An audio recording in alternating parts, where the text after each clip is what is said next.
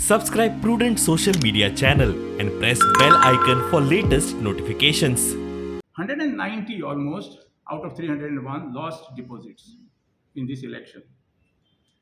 77 out of 301 got the number of votes below Nota level in that constituency. BJP has lost four contestants have lost out of 39. Congress 10 out of 37 have lost the deposits. Goa Forward Party 1 out of 3 have lost deposits.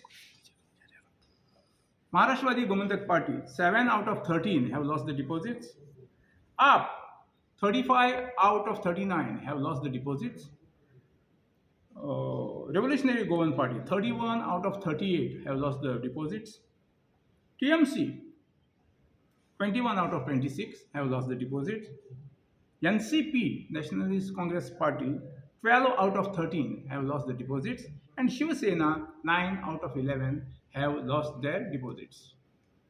And with that, it's almost like close to 130 out of 301 here, and then independents together, it's about 190 out of 301.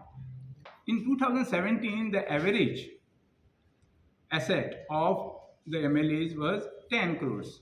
And for the first time in the history of Goa, BJP is having 10% more votes than Congress. It has never happened earlier, and it's happening for the first time. 32.5% in 2017, now they have 33.5%. And Congress has come down from 28.4% to 23.5%. So this is the kind of scenario. In case you have any questions? Surprisingly, Revolutionary Goans Party, which is a new party, has got 9.54%. And that itself has made the difference for most of the parties in winning the seats.